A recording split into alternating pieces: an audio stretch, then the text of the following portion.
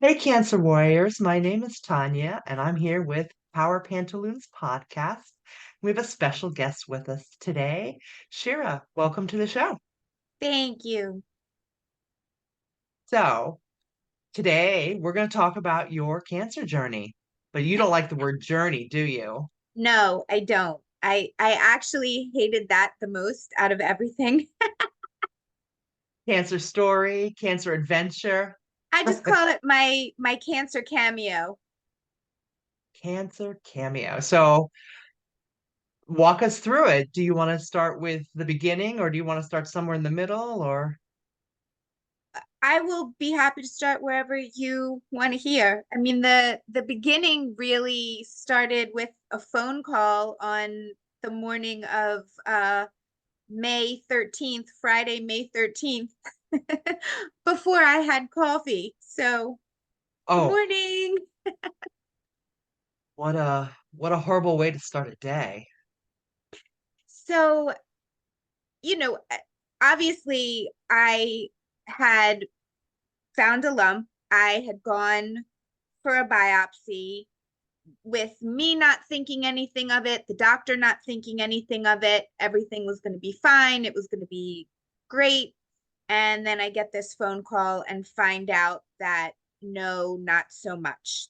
The doctor was as shocked as I was. And the conversation went from there, like with a lot of holy shit, are you serious? Do I have the bad kind? Like now what? Yeah, absolutely. Now what?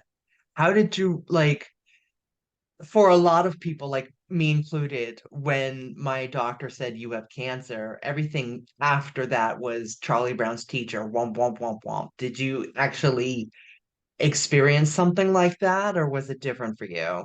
No, it was different. She and I were both in such shock, and the weird part about it was is that my appointment with her a few weeks prior, um she was asking me if she's like, you didn't go for a mammogram last year. Are you afraid?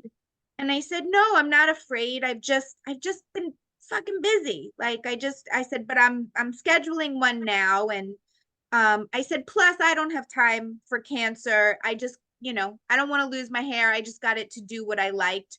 And we went into this whole conversation. She said, well, you don't have to lose your hair anymore. There's cooling caps.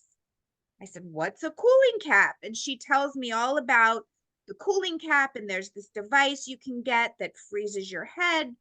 And it's as pleasant as it sounds. And we talk all about it. And I said, okay, great. If I ever get cancer, I'm going to do that. And we were laughing about it. Like we were joking about it because there Yes. was just no way.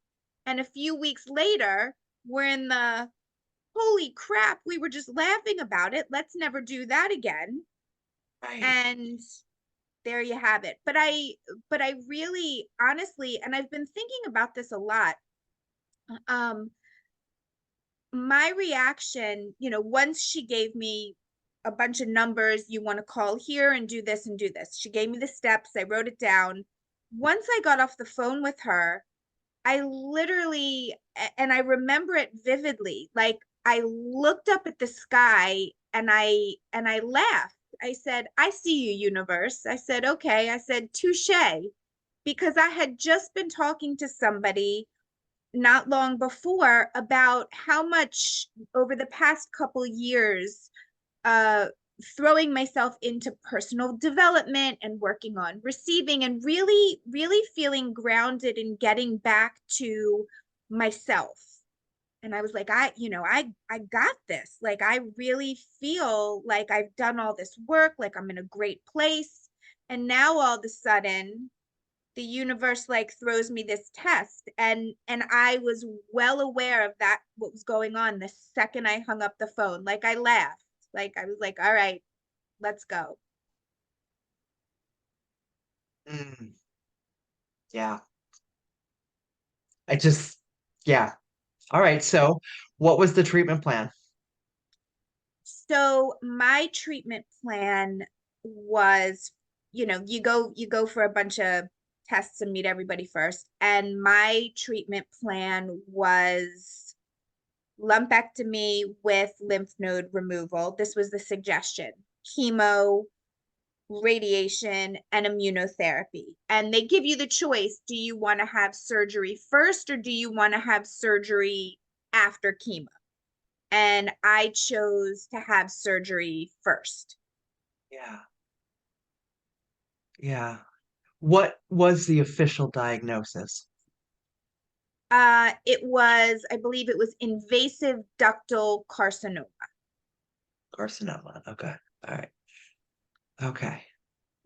All right. So walk me through the fun. The the fun. Tell me about, your first. So you had the lumpectomy. I had the lumpectomy and I was most annoyed about cancer because it was interfering with my summer beach plans. And so I really felt annoyed and inconvenienced by it. So I had the lumpectomy in I was diagnosed May 13th. I had my lumpectomy July 1st. 10 days later, I got in the car, was still, and they put in, I was gonna say installed, they implanted the port, The port. which is for me, that was a really awkward, difficult thing. So 10 days after surgery, I put myself in the car and I took myself to the beach. And I just prepared myself for what was going to be next. There's no preparing for it. No, Like but you I think you can, but there's no real preparing. this is true. This is So true. beach activity.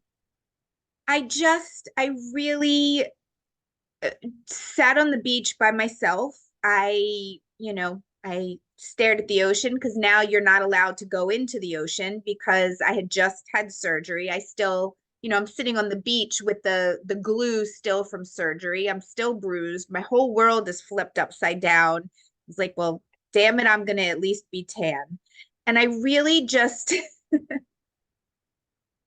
had my priorities where I needed them because Well, and one of the reasons I didn't like calling it a journey and everyone's like, "Oh, your cancer journey." And I was like, "I'm going to stop you right there because I was not going to be on cancer's time. I was not going to give cancer that much power over me in my life." And I decided I'm going to do what I'm going to do. I still have a life to live and cancer is going to be on my time, and I refuse to give up my personal power and my life to cancer. And I was gonna drive the bus the whole way. However I was gonna do it, I was gonna be the one in charge.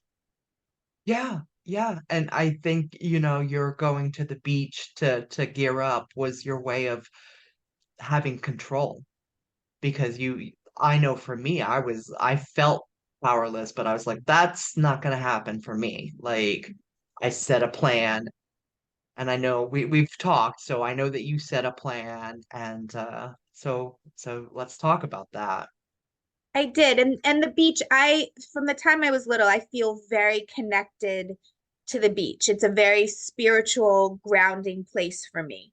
So I went really to breathe and to soak up as much energy from being there that I possibly could for whatever was going to be next. I knew what was going to be next, but you don't really know. And you really, in your head you make it out to be so horrific that you know there's no way. You've seen people go through it, you've talked to people that have gone through it, but there is no way to really prepare yourself for this. And I like to call myself a spontaneous preparer.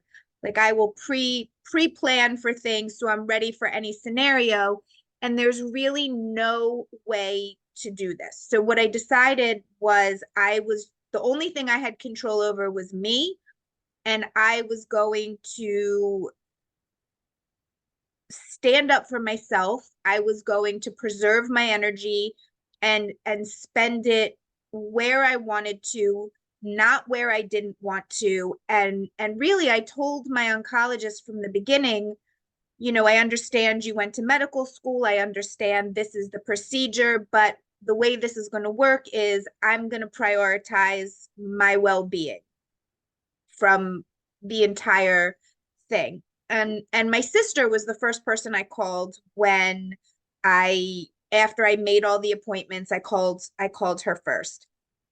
And she was actually home with food poisoning and COVID. And I call her and I said, "You're never going to believe this." She was like, "You got COVID?" I was like, "Nope, the other C." And she was like, "Oh, okay." And I was like, "Look, I'm not doing this sad. This was supposed to be my year. I just turned 50 a few months prior. Like, I had just gotten myself in the best shape of my life. I just got a puppy. Like, I just got out of a relationship that wasn't anything that I would call a relationship. I was like, this year was supposed to be fun. I refuse to do cancer sad. Like, I want to do it fun. I want to do it exciting. Okay, we'll make it fun. I said, and I was like, and I don't have time to lose my hair. She's like, well, we'll get cute hats. And then from there, we started talking about, well, what kind of hats? Like we decided on that first phone call that I was gonna have theme theme chemo. So we started picking out themes. That's a way to dictate the entire course of the activity is to choose how you're going to present during um this. For me, it was ridiculous wigs, not normal at all. Every different color of the rainbow. So I love the themes. So talk about the themes. So each week we had a different theme, and my sister was going to be my chemo sidekick because this cooling cap is a whole production, and you need somebody to sort of help you. And I was this my biggest fear was losing my hair. It was nothing else. That was my biggest fear. And when she came to the house, to practice, this cooling cap shows up in the mail in this kit. And I was like, we're going to watch the videos, we're going to practice. And if I lose my hair, I'm going to kill you. So that was the deal. She's my little sister. So she was used to that. So we we practiced, we watched the videos and we practiced and we put it on, and she's like, we got it. And I'm looking at myself in this thing, I'm crying, and I felt like I looked like Snoopy when he used to fly the helicopter like the Red Baron. And I was like, oh my God, I'm Snoopy. So that was our first theme. I was going to wear the helmet, and we went, on our favorite Amazon and got her the Snoopy like leather uh like White cap. helicopter helmet with the goggles, and we got her a yellow feather to shove in it so she could be Woodstock. And we found this picture of Snoopy and Woodstock in the helmets, and we did a side by side photo of me and her and Snoopy and Woodstock, and we did a whole who wore it better. And that was week 1. That was week one. Wow. All right. What was week two like? Week 2, well, we nailed week 1. We had our whole kit. And I also, for the regiment that I did, I had to not only be in the ice helmet, I had to freeze my hands and my feet in ice gloves and booties. So I'm in the chair, and we had the whole setup. We had the snacks, we had the helmet, we had the cooler with the gloves and the booties, we had an electric blanket. Like, we were uber prepared. So after we survived, and we had balloons, we decorated the little cubicle with boob balloons, and we just made it pleasant as it can be when you're sitting there being poisoned. And we just laughed. And after the first day, we got home and she drove me home and we're sitting on the couch just looking at each other like, all right, we did it. Like that, we nailed it. Like now we know exactly what to expect because the biggest fear is not knowing what to expect. So now we know. They give you snacks. She was happy with the snacks. I was comfortable in the chair. Like we knew how this was going to go. And so the second week, we decided we nailed week one so well, we were going to do like Formula One, like race team, because we had it down to like precision, how good we had it. So that was week two. So tell me more about the cooling cap. Like, how long did you have to wear it? Like, was it actually filled with ice? Like, what's the deal there? Deal is so what happens is there's the cooling cap has an inner and an outer piece. The inner piece is this blue um piece that looks like it has coils, like it almost looks like space aged. And then on top of it is a neoprene stretchy thing that goes on top of it with all these laces that you now pull tight and strap under your chin, and it makes your face like it's crazy. So what happens is from there there's a tube and it's connected to an actual machine. Okay. And the machine, when you're hooked up to the machine then runs a solution through the blue part that tightens and gets cold and cools your scalp, I think to about 70 degrees. So you're sitting and the protocol to make sure that this works is you basically have to pre-cool your head for an hour. So the routine would be we would go into chemo, they would do the blood work. As soon as the blood work came back and they were like, "Oh, your blood work looks good. Now we can poison you." So before they poison you, they give you pre-meds. They give you the Benadryl, the anti-nausea, the anti-diarrheal, the um whatever else they give you. And that takes about 45 minutes to an hour. So before we started that, we would strap me into this helmet and we would pre-cool my head while that was going And on. the gloves and the booties were So I had two different chemo drugs. So my first chemo was a drug called Taxol. They wanted me initially to be on a different one, and I told them no, that I wasn't going to do that one because some of the side effects, one of the side effects was permanent hair loss. And I said, I'm not going to do that. And they said, well, the percentage is very small that happens. I said, I don't care if the percentage is one person, I'm not doing it. And they said okay, and they came back with a different regimen. And I think people forget that you're it's a I don't want to call it a co-creation, but you're allowed to tell the doctors, no, I'm not going to do this. Yes, I'm going to do this. I'm not comfortable with this, and really be part of the decision process. And they tell you what the standard of care is, and I said I don't give a shit what the standard of care is. I'm not a standard, I'm a person, and this is how we're going to do this. And I yeah, really you forget, but you have to advocate for yourself every step of the way. So absolutely.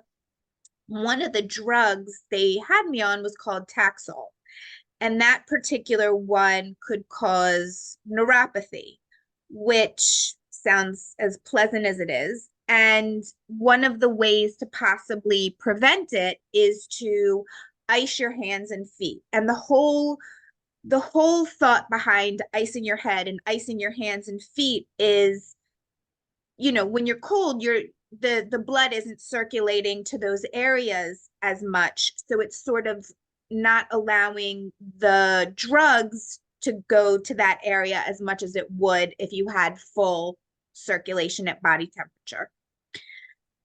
So you just buy these, gloves and booties on Amazon, and you keep them in the freezer, and we would pack them in the cooler and bring them. And the first week I was so nervous about, I was like, I'm not gonna get neuropathy. Like I lift weights. I live alone. I need my hands. Like I'm Yeah. not, I can't risk that. So the first week, I think I was so hopped up on adrenaline from the second we left my house throughout the whole day. I had my hands and my feet in these gloves and booties for an hour, because that it took an hour for that one chemo to be administered. And I sat there like, I mean, your head's in the helmet, your hands in the things, and you're freezing. And I had an electric blanket and heating pad, and I'm shivering, and I was like, I got this. And I sat there not thinking, take my hands out for a few minutes to give myself a break, because they were really cold. Like if you ever need a good like ice pack for your lunch, I can give you the booty link, because and the hand link, because they were freezing for the entire time that I gave myself a little bit of frostbite. So we learned for week two, don't do that again. And it as the weeks went on, I could only sit with my hands and feet for so long. I would pull them out and take breaks. I would wear thin socks and really thin gloves that like people use to, check if there's dust and stuff in them, just to protect my hands. And I just couldn't believe that the first week I did it without a break. I mean, my adrenaline, I probably could have flipped a car. That's because I don't know how I did it still to this day. Yeah, it's amazing. So I'm really thankful that you shared that because I didn't know any of what you just shared. Um, and I want to go back to a point that you made. Uh, You you you spoke about being an active participant in your treatment when you talk to your providers, and a lot of people just do what the providers tell them to do without any questions, without any you have every right, and it is your responsibility to be an active participant in your care, knowing what's going on, knowing why things are being done. And if it doesn't feel right to you, you can say no. You have every right to do that. You also have rights to second opinions. You Absolutely. should be absolutely um, you should have absolute confidence in your entire medical team.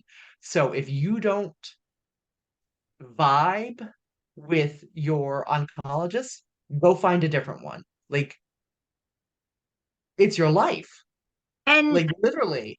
it's So it's it's absolutely your life. And one of the, you walk into this, and nothing can prepare you for this.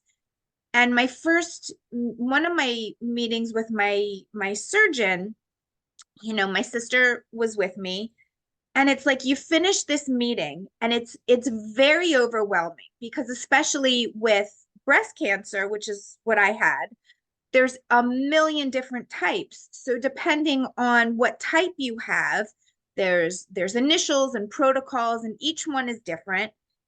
And your whole world is flipped upside down, and so it's overwhelming to begin with. Then you walk out of this meeting, and one of the nurses comes, and it's like all of a sudden you're on this like weird like game show. That's how it felt. It was like, okay, here you go. here's a tote bag and here's a binder and there's books in there and here's your water bottle. And they all say breast cancer. And in case you forgot you had breast cancer, there's a little baggie of rubber bracelets.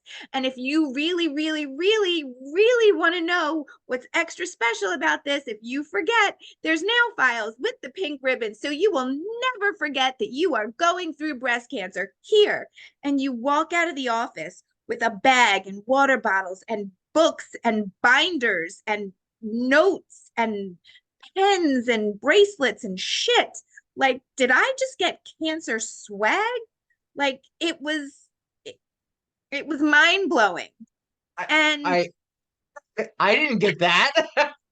well, you can have some of mine because I got it everywhere. Like, I could open up a little, like, oh, you need breast cancer information or a nail file or a bracelet or a sparkly butterfly with a thing. I got you. So it it's it's just so much. And now you're part of like the medical merry-go-round where they're now scheduling appointments for you and funneling you from one place to the other place. And you have appointments scheduled where they didn't even ask you if you were available. They just made the appointment. And I got really annoyed because I was like, this isn't going to work for me. I already don't like to be on other people's time, to be obligated for people to, I don't like my routine to be adjusted, especially during the week. I go to the gym, I'm structured, I do things the way I like them. And I started saying, you know what? I'm not going to be able to make that appointment. And they would find something else, or this would be better for me. And I joined, so the cooling cap had a like a Facebook group of women that were using it, and I joined the Facebook group to really get like the tips and tricks that you really want to hear, like from the other women that are using it. Like, what are you doing? What worked? When did you wash your hair? What happened? Like the information you really really want to know. These women are extraordinary. And if a woman wants to know something, there is nothing on earth that will stop her from finding out. And the best tips and tricks came from this group. And I really picked and chose, okay, this makes sense to me, this doesn't. This I'm going to try, this sounds nutty. And you just create your own like tool bag from this. And I'm somebody, I've been a personal trainer and a nutrition consultant for over 20 years. Fitness and health is my life. I work with a gut health specialist. And as soon as I got diagnosed, we switched all my supplements to what would support me with cancer, what would be helpful. I kept eating the foods that I ate. And everybody in this group and everybody in every group is saying their oncologist doesn't allow them to, you can't take any supplements while you're on chemo. You can't take anything. My oncologist told me no. And then you can sort of see the women that listen to everything they're told and are just afraid, and the ones that are like, that question things. And I went in and one of my appointments before chemo started, and I said to my oncologist, I said, look, I said, this is my life. I take all these supplements, and I'm not asking you for permission to continue taking them. I'm letting you know that I'm going to continue taking them. Like, am I going to explode essentially when it mixes with chemo? Like, am I just going to Yeah. explode? And my oncologist was lovely enough that he actually looked into some of the supplements he wasn't sure about and came back to me and said there's no reason not to. And if something happens along the way with your blood work and we have to make an adjustment, we will do that then. And I truly believe that part of the reason I got through it the way I did and kept my hair, I was busy giving myself injections of GHK, which is a copper peptide, in my stomach every morning the entire time, which helps with your hair and your skin and your nails. And I did everything I could possibly do to maintain the things that were important to me, but also my blood work, because everybody tells you, oh, your immune system is going to crash and you're not going to be able to be around people and you can't do whatever it is. My immune system didn't go below normal until after week 9. And I said to my oncologist more than once, and the nurses, I'm like, why aren't you guys asking me what I'm doing? Why aren't you They trying to can't. find out so that you can tell other women that are struggling, you know what, this might benefit you while you're going through this process. They can't. They have to go by what is the standard of care. They can't talk about spirituality. They can't talk about how all of these alternative wellness modalities could work with it. It's very, this is what's peer reviewed and this is what's not, and there is a very big dividing line between the two. But you bring up an excellent point. Um, with that, there are so many support groups on Facebook, um, for different kinds of cancer, different like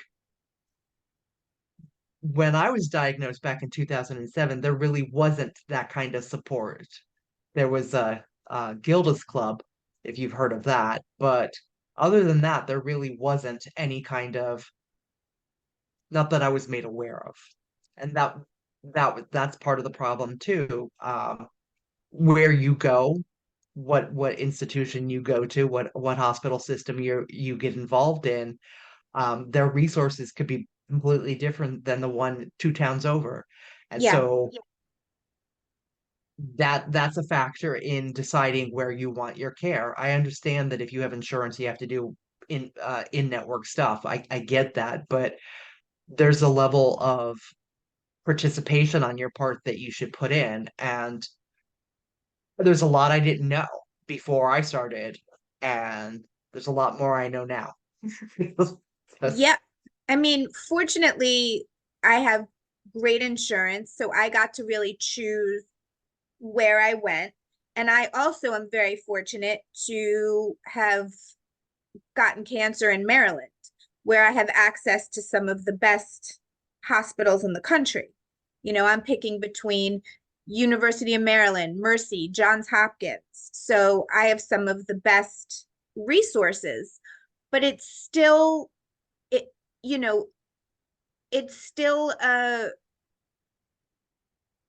skill, a culture, and a personality, meshing on who your team of people are going to be.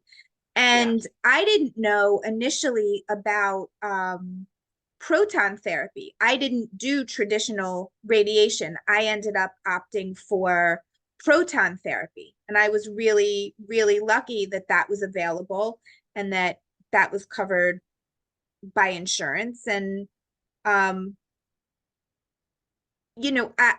I was getting really upset sort of through the process that I thought that, and in a lot of people's cases, this is it, their decisions on their health and well-being have to be made based on what insurance will allow them to do. yeah. Um, and getting things pre-authorized and pre-certified is a pain in the butt. Knowing what needs to be pre-authorized or pre-certified and what the difference is also a pain in the butt. I, you know, it's a contract. Like your insurance is a contract, and depending on where you're getting that from, the company dictates what goes into your plan. So they're not all created equal. There's big disparity in them, and it's kind of a nightmare for the consumer because they don't know these things. Like, remind me again what year you were diagnosed? Um, 2022. Okay. So I'm this still is new at recent, this. still recent. Okay. All right. I I was diagnosed back in 2007 and the protocols were a little different back then, although I don't think they have made a huge stride in the standard of care since then.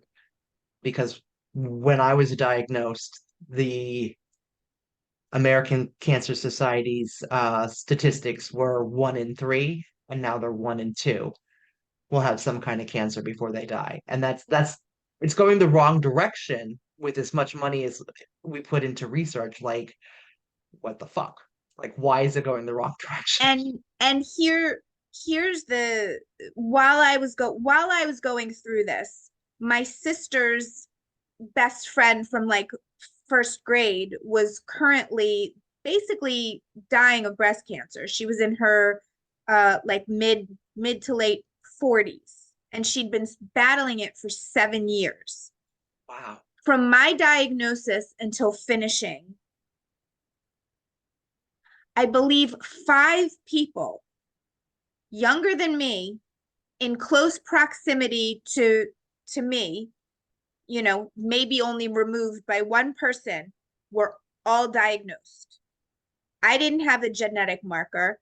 Most of them didn't have the genetic marker. So while all this research is going into breast cancer, there's a lot of research and a lot of stuff that's not going into the preservatives in the foods that we're allowed to eat in this country, the products that we're using in this country.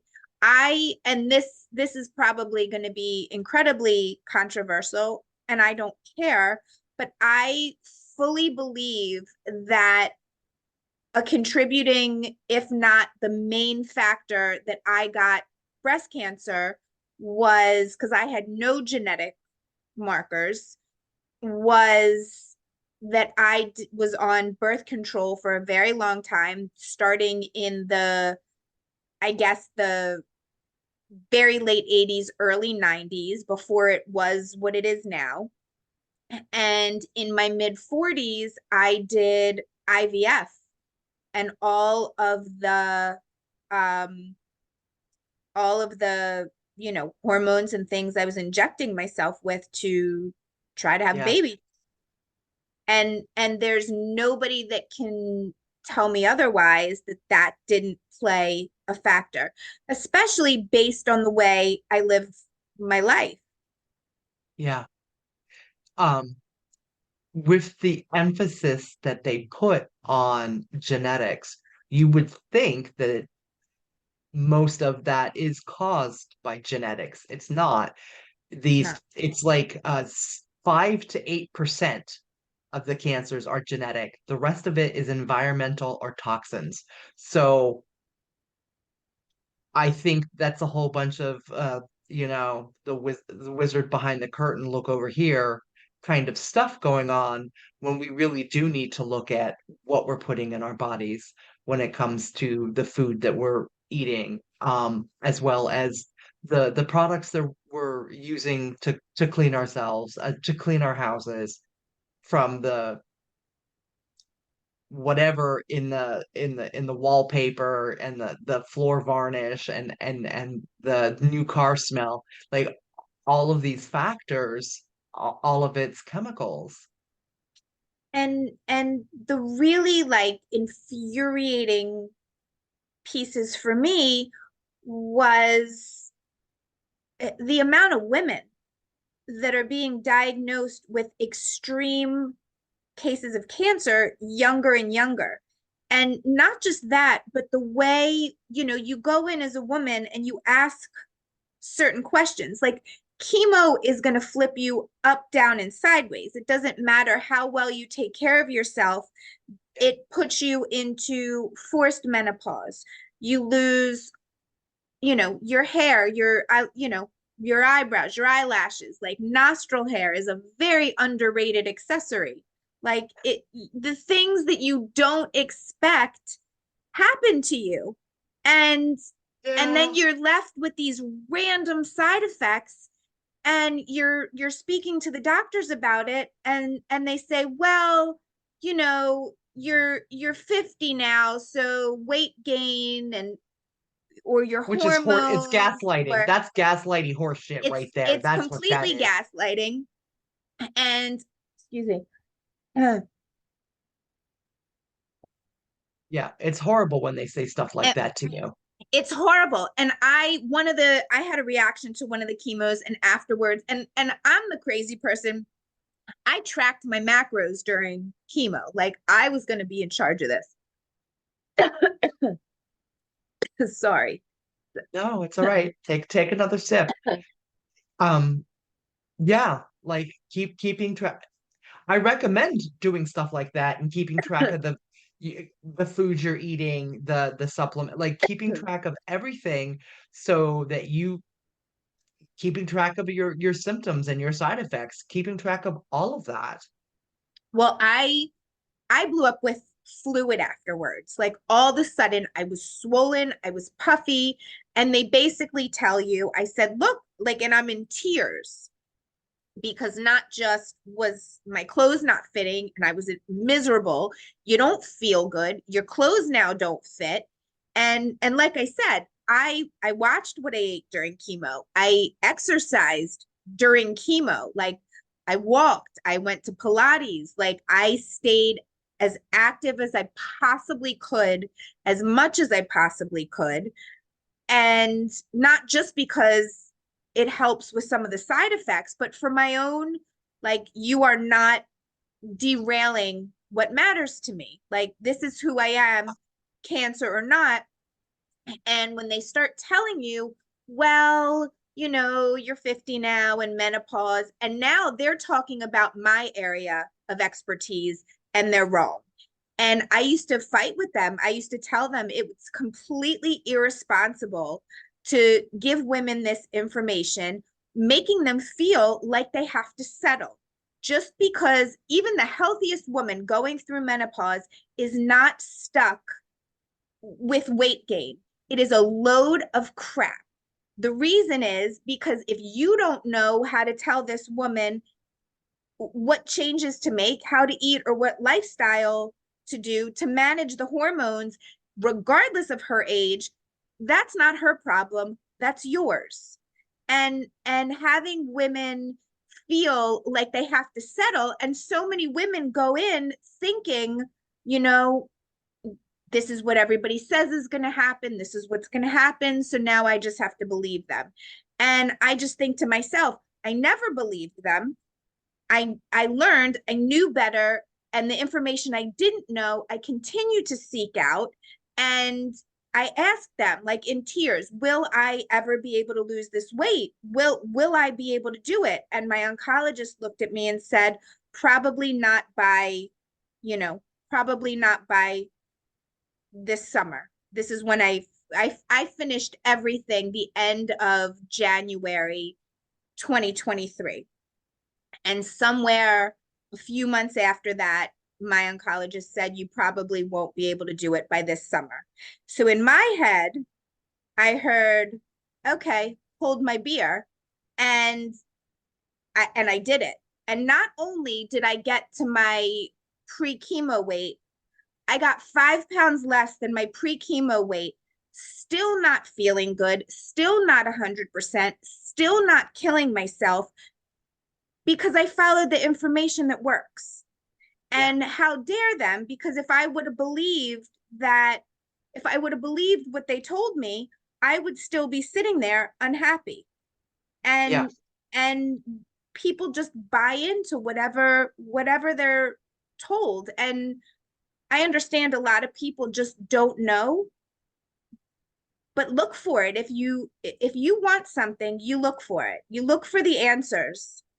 We're taught and we're conditioned from a young age to respect the knowledge that a doctor has and to believe what they say. What I say to that is it's called a medical practice for a reason. They are practicing. Yes, they're educated. I'm Sure. not saying they're not, but there's so much to know. And if you're an expert in oncology, you're not going to be an expert in hormonal health. You're just No. not, right? I mean, you might be, but the odds of No. that are really so instead of gaslighting, they should be like, I don't have the answer to that. But for a doctor to say that, like they don't say that. I don't have the answer to that. You should see this kind of specialist. I mean, that's what should be part of the standard of care A- is telling you who to Absolutely. go to. And I had enough doctor clients over the years as a trainer and a nutritionist, and that became friends. And every single one of them will flat out tell you, we get one nutrition class, maybe. They don't know Yeah, nutrition, they know their specialty, they treat their specialty. And one of my biggest gripes is they don't treat the human being. They treat they treat the thing. And I am not a thing. None of us are just the thing. yes, And then you have, well, my nutritionist said, well, I can tell you right here, your nutritionist, this information is dated, this isn't correct, this isn't yes, right. And it's the amount of information that we're being given by some of the specialists isn't even correct. yep, And it's just so important for everybody to remember, you don't have to settle. It's not the end of the road, and maybe it'll take a little bit longer to find the answers, but they're out there.